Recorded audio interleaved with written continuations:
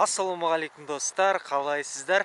Сіздермен тағы да Ера Казавто. Бүгін Қарағандыдағы авторингті көрсетейін. Қанша көлік бар? Бүгін негізі сенбі күні, бірақ кеш келдім. Сағат қазір 16:33 дейді. Сондай кеш келген уақытым бар. Енді қазір көліктерді көрсетіп шығайын. Иелері тастап кеткен. Мінекей қарап тұрсақ. Енді мына жақты қарайтын болсақ, ана тұрған бойын ар жағын. Ол перекупщиктардың көлігі. Қазір осылардан бастап көрсетейін, сосын жаңағы перекупщиктардың көліктерінде көретін боламыз. Қандай көліктер бар екен перекуптардікі. Volkswagen Passat дейді. 1993 жылғы 1.8 моно дейді, универсал гор механика 1.100.000. 1.100.000 мың.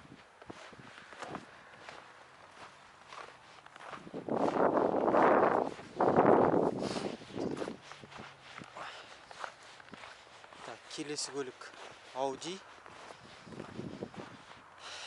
80 B4 92 жылғы 2 литр моно дейді, 1.350.000 дейді. Аржанда Passat-тікінде көрсетіп қойыпты.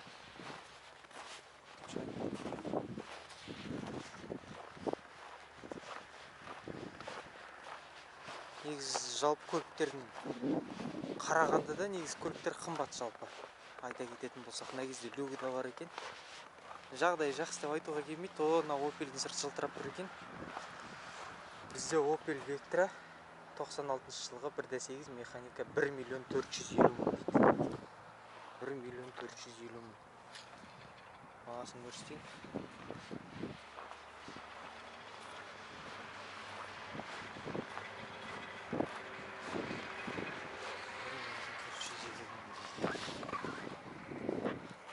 Келесі көлігіміз біздің Nissan X-Trail.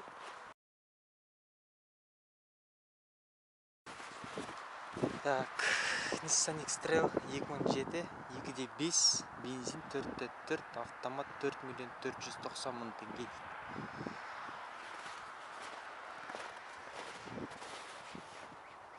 Жалпы тастап кеткен ғой. Әлде өткізе алмай жүр ма? Әлде перекуп па? Renault 090 Sandero. Так, Sandero STB. 2015 3.500.000 теңге механика.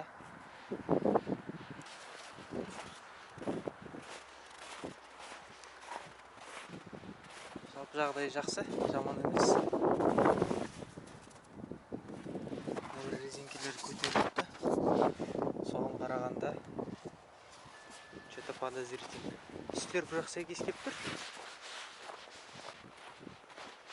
Одан кейін Land Cruiser 200 ескі модель. Так, 2007 дейді, ең алғаш шыққандар ғой, 11 миллион. 4.7. Ең алғаш шыққандар ғой.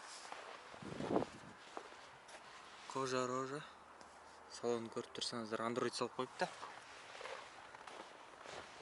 Жалпы енді 13 жыл болған көлікке енді мына көз тәуір деп айтуға болады.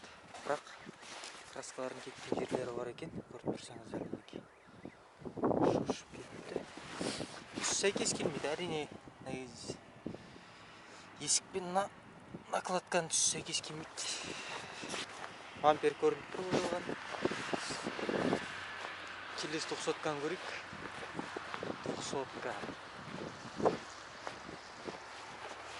99. Бұл сатылмайды. Өш жердің иесінің кіма біреуінікі қойдым. Келесі көрейік. Nissan Zafira дейді. Zafira. Транзитпен тұр екен. Бағасын көрейік. 1995, 2.5, 1.950.000 дейді.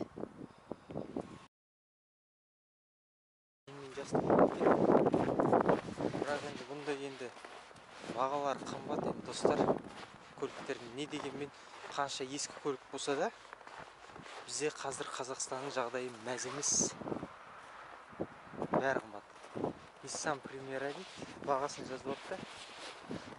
өте салайын.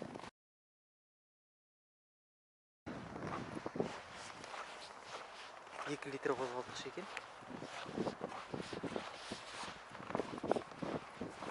Одан кейін қытайлық көліктерді көрсетпеймін. Себебін келесі видеода айтам, не үшін көрсетпейтінімді. Говно. RAV4 көлік 2016 жылғы, толық жетекпен 2 литр, бағасын жазып опты. Номерін алып тастапты. Не, RAV4 әдемі көлік. Өте әдемі көліктердің бірі жатқызуға болады. Бірақ салон кожа емес, қорап автомат екен, вариатор екен.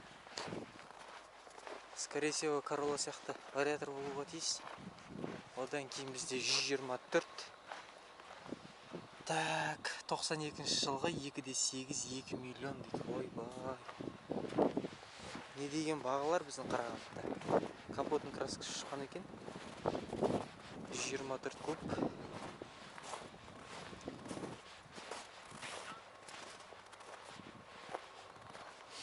Біраз жерлерін негізі жақсы боялған екен көлік. Бірақ боялғанына бір 4-5 жыл болған ау.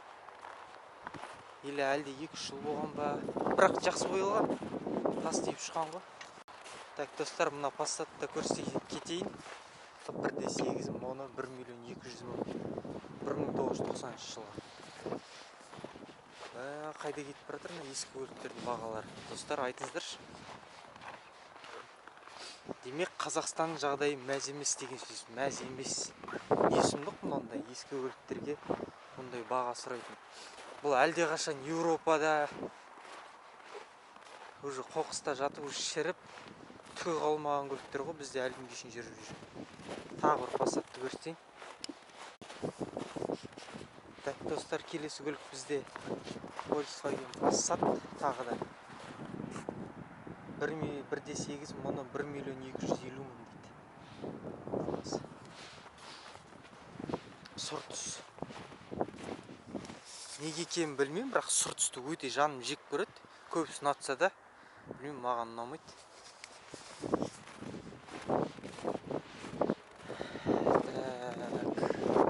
Жақсылап көтеріп болған екен. Номерін алып тастап. Одан кейін келесі көлік бізде Chevrolet Cruze. Тоже номерін алып тастаған. 2014 жылғы 1,8 3 миллион 150 мың. Ең толық комплектация дейді. Бесключевой доступта бар екен, мінекей көріп тұрсаңыздар. Іші кожа, рожа. Бірақ Cruze негізі Kia Rio, Hyundai Solaris'тарға қарағанда арзан. Және де не богатый комплектация, кожа, рожа, анау-мынау. Бірақ көліктің бағасы олардан арзан. Неге десеңіздер, бұл жерде Opel'дің қозғалтқышы тұр. Сондықтан да өз басым білмедім, бірақ проблемасы бар көлік. Әйтпесе арзан болмайтын көлік қой.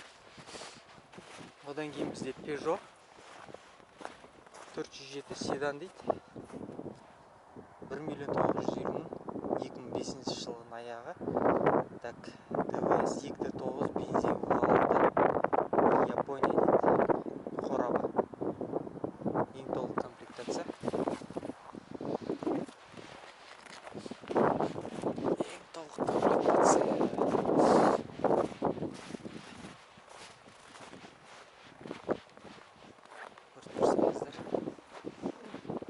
Осындай жағдайлар. Одан кейін бізде осы жерде тағы бір көлік.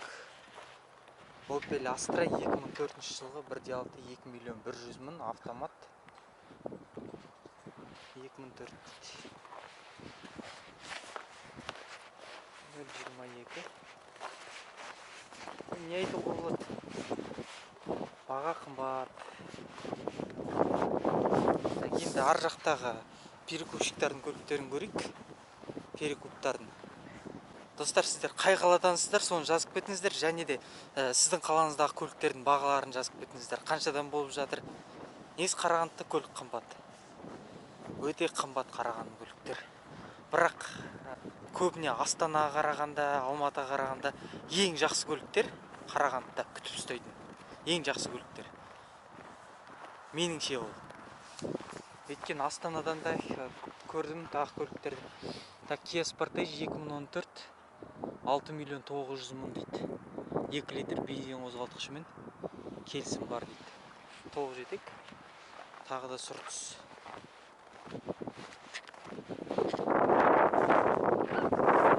Ардасының сұр түс. Ана бәле болды ғына суық. Так, салонын көре салайық. Так, кожа емес, ең толық комплектацияда қойыпты. Мультиэкраны кішкентай. Так, руль шаршамаған. Так, қанша шақырым жүрген деді? Шақырымын жазыпты. Примерно бір 100-дің үстінде бар ғой. Бірақ мына кілтсіз доступ бар екен. Бірақ кожа жоқ. Неге? Ал енді достар, бастайық перекуптардың көліктерін. Мына турбадан басталады. Перекуптардың көліктері. Одан кейін бізде Прадик достар, Прадик. 2.7 2017 жылғы 16.500.000 теңге дейді. Достар, 2.7 негізі әлсіздеу болады. Бірақ налог жағынан сізге жақсырақ. Көрсетіп өтейін. Қазір стильдейді. Ең толық комплектация ғой, күшті әдемі екен. Кожа, рожа. Понятно, 2.7. Әдемі екен. О, Солярис, Малярис, Крузның құрдастар 2.15 4.400.000. Так, жүрілген шақырым нештеңесін жазып апты. Бампер бойылған екен. Уже көзге көрініп тұр бойылғаны. Разница бар.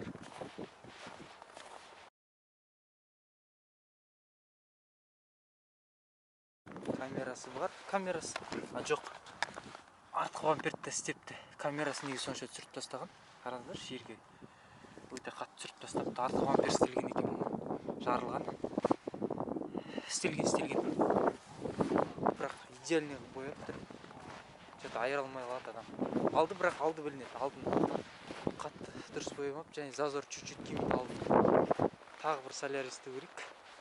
Акцент дейді оны. 2014 1.6 механика 3.800.000 дейді. 3.800.000 теңге. Пакетін қойып қойып, оны алып кет деген ой деймін сразу. 1.1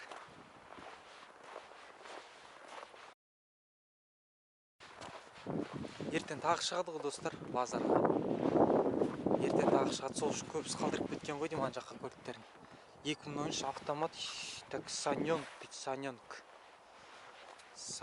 бізде. Автомат.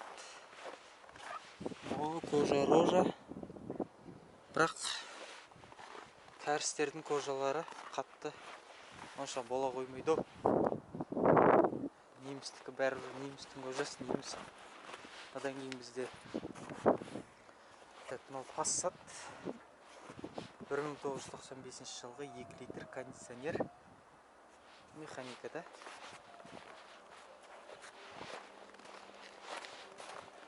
Сыртын көрсетіп шығайын. Жасыл түс механика. Қай жылғы деді? 95 бензин жасты екен. Ой, зазорды қараңыздаршы. Аударылған көлік па? Что-то зазор страшно, төбесі майысқан.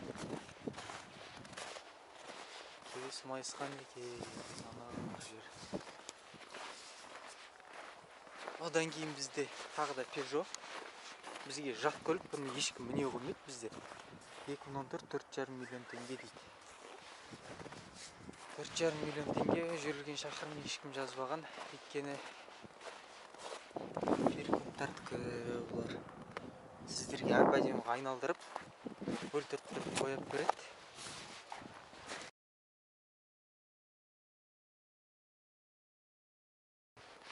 Келесі көлік бізде RAV4 2 литр 2018 жылғы 11 миллион теңге дейді. 2018. Күшті түс түсі күшті екен өте.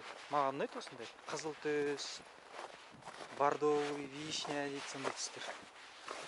Өзім жаным жақсы көреді сондай түстерді. Чем серебристыйға қарағанда необычный цветтер ұнайды да. Толық комплектация, мультимедиасы бар. Кожа рожа. Былғары салонмен. RAV4 дейді. RAV4. 18-ші көлемді дискімен тұр екен. Келесі көлік бізде Kia Sorento. Хайландердің достары, класстастары. Көлік 2010 жылғы, бағасын жазып, 6 миллион 300 мың дейді. 2010. Көрсетіп шығайын сыртын. Бұл жерде кожа рожа жоқ. Матамен. Автомат. Қара түс. Зазор келмей қапты артын бампердің. Мына жақ келіп тұр. Значит, аттан сәл-сәл соққа алған ол. Сәл-сәл. Келесі көлік бізде Lada Granta. 2016 жылғы, бағасы жазып апты. 2 миллион үстінде сұрайды. 2 миллионның үстінде сұрайды бәрібір. Так, механика. Колеса емес, уже тросик дейді. Бұл жерде так. Кондиционер бар екен, бәрібір бұл 8 қалатындық көлік қой. 16-та болады, бірақ редко 16. Одан кейін бізде Priora. Сұр түс. Менікі сияқты жаман цвет. 2013, 1.6, 42 мың жүрген. 2 миллион 120 мың дей ма? Ой-ой. Мен қанша сұрайым сонда?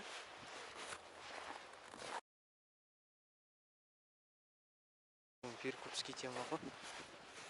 Еще кулиса бұл жерде. Кондиционер жоқ, еще сұрақ тұрған.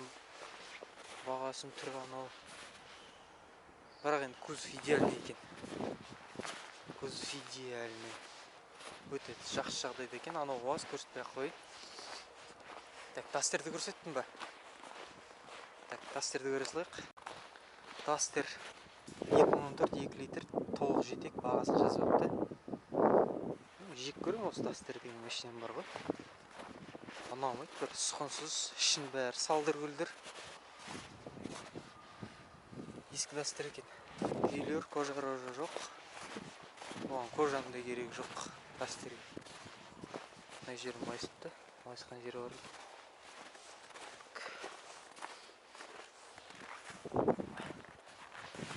Жағдай осындай. Қандай әдемі. Одан кейін 787 Priora, бұл Priora'ның тұрғанына бір 2 айдай уақыт болып қалды. Реально перекуптік ол. Lada Priora 2013, 1.6, 16 клапан, 2 миллион 250 мың дейді. Құдай ау, мен қанша сұрайым сонда? Сендер мынандай бірінші Priora'ға мынандай баға сұрап жатсыңдар. Мен қанша сұрайым сонда? Бірақ капот түзеу екен. Капот түзеу екен. Кузов ровный екен. Жағдай жаман емес, бірақ сұрап тұрған бағасы жаман. Одан кейін Opel'ді көрдік. Келесі көлігіміз достар Opel Mokka 2014 1.4 механика турбинамен болып 8 мың 4 миллион 300 мың дейді. Маған ұнайды турбинамен, күшті ғой. 1.4 дерскі жүресің қалған ішінде. Бірақ механика екен. Қып-қызыл түс. Автомат болғанда әйел адамдарға жақсы болатын еді. Бірақ маған болады қызыл түс. Так. Өйткені мен қызыл түсті жақсы көрем.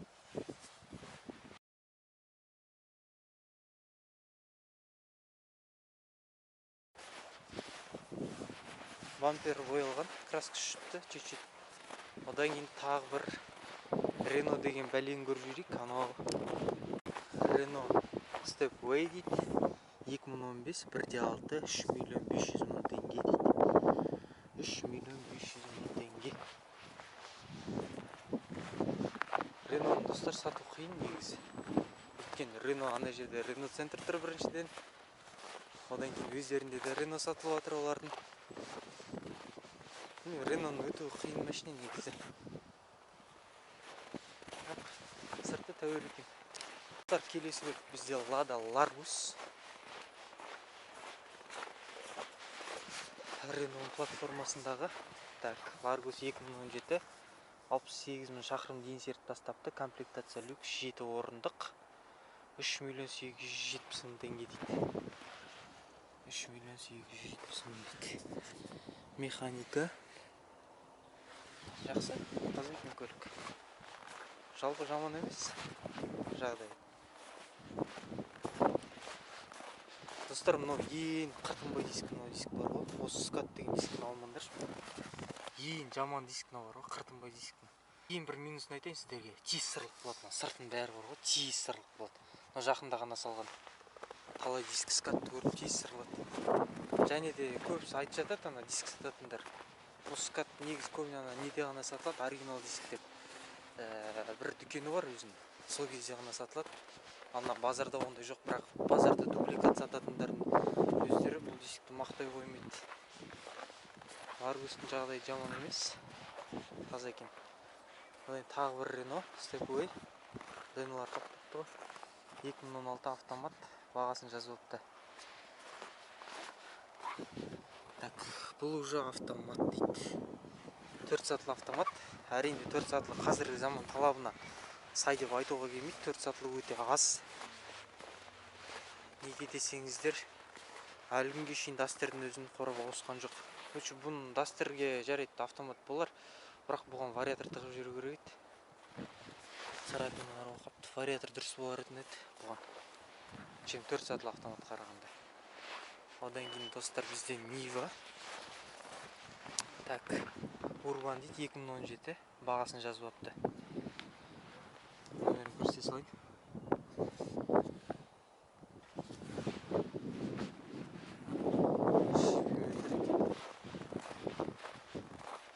Жылдан астам қараңдар, қай жылы көлік? 2017 жылға 3 жыл болар болмас көлік қараңдар. Анау жер таттанып бастап тұр ішінен. Қазір бер жағынан май сияқты іші үш таттанып жатыр. Орыстың көліктері осындай болады негізі. Механика қара ручкамен 2017 жылға дейін.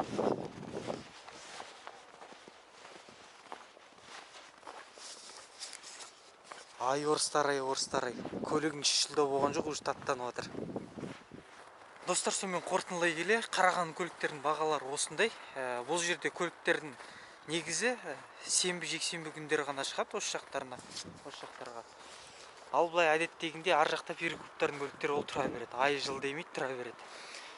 Қорытындылай келе достар, бұл жерде Қарағандыда көліктер өте аз шығады. Авторыныққа барлық сайттан қарайды. Менше сайтта дұрыс. Сайт дұрыс бәрібір. Сондықтан да көбісі әкеле қоймайды, бұл жерін тастап кеткендері ертең шығатындар. Достар, осымен бүгінгі видео аяқталды. Ұнаса лайк басыңыздар, ұнамаса дизлайк басыңыздар, және комментарий қалдырыңыздар, өздеріңізге қандай көліктер ұнады. Және де достар, сіздерден бір өтініш, менің кез келген видеомның ссылкасын алып, ВК-дан, WhatsApp-тан, кез келген әлеуметтік желіден достарыңызға жіберіңіздер. Көрсін, білсін, Қарағанның көліктерін білсін, қандай көліктер бар Қарағандыда. Сонымен достар, сіздермен қоштаспаймыз. Келесіде көріскенше достар, аман сау болыңыздар.